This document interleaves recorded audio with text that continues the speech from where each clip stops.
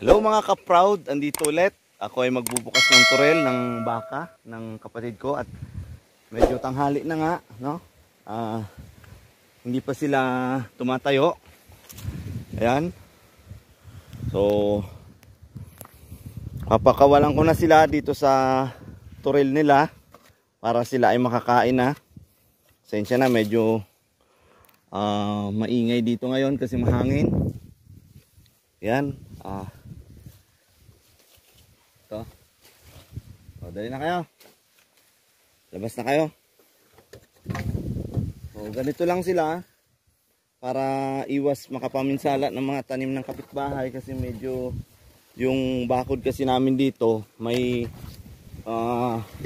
tawag nito, sinusunog ng kapitbahay kaya nasisira yung bakod saka yung alambre. Sinusunog ng iba, no? Yung mga talahib kasi pagka ganitong mainit, summer na sinusunog, tapos nasusunog yung mga poste. Kasi yung poste namin dito kahoy lang talaga. Yan.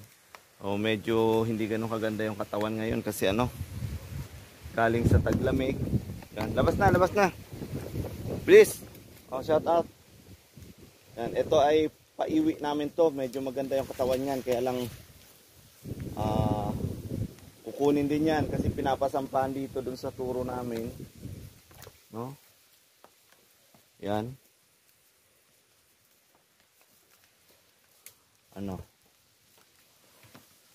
Labas na.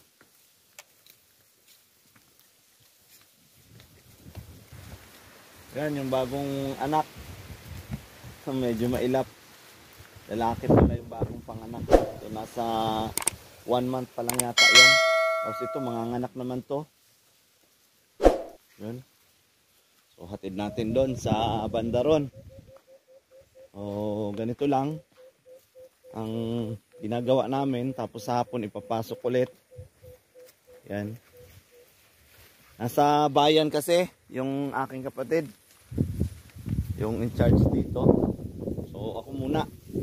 Dahil habang yung kambing naman ay nandun sa baba, mamaya na ako pupunta doon. Yun. Diretso. O, yan. Diretso. So, ako'y nangangamba doon sa isa. Alam nyo, pag mga inahin kasi, okay lang yan kahit medyo payat.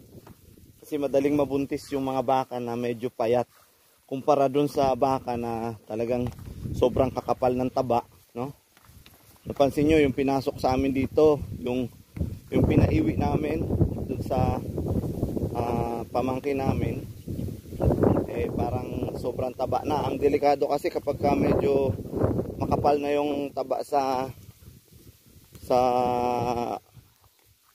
loob ng baka, no? Yung kanyang matris na babalutan ng taba, parang hindi na ganun na magbuntis. Hey, dun. Dutso dun.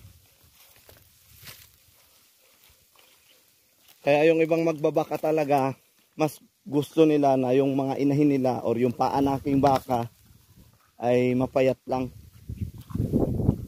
Yung hindi ganun kataba. Minsan yung iba dinadiet nga nila yan eh. Lalo na yung sa mga naka-permanent confine. Yun. Ito, binabalakan din namin sana na i-permanent confine. Kaya lang wala kaming source ng pagkain na pwede. So, magpapatanim pa kami ng napier grass. Dahil kung mapapansin nyo dito, hindi kasi ito pantay, no? Yung aming pastulan dito, hindi pantay. Yung hindi patag. Yun. Hindi siya patag, medyo bulubundukin, tapos yan, may mga gubat-gubat pa nga dito. Yun, kaya so hanggang dito na lang muna ang aking video na ibabahagi sa inyo. Dahil ako ay may bisita nga ngayon, si Boy Makagala, tsaka si Bernerada. Oy, shout out kay Idol Brave Body LB, no? Tsaka kay Marlon Backyard, yun, shout out sa'yo, salamat sa pagsuporta mo sa aking live kagabi. And kay Jin Mix Vlog, shout out sa'yo. Yan. And then Kay Jin the Twin, shoutout sa iyo. Salamat sa pagsuporta mo sa aking live, no? So yun. Hanggang dito na lang muna ang aking video kasi maliligo pa ako. Hindi pa ako nakakapagpaligo. So shoutout na lang sa lahat. Salamat sa mga nag-aalaga ng baka, no, na nakasuporta sa akin. Yun. At yung aking Indo Brahma na inalagaan ko rin sa isang mayamang tao na pinaalaga sa akin, di ko pa nakukuha doon kasi yung kapatid ko may alaga din siyang 2 baka. Ang gusto niya baka nananampa na. Kasi hindi pa siya nananampa. Pero malaki na yun. Yun.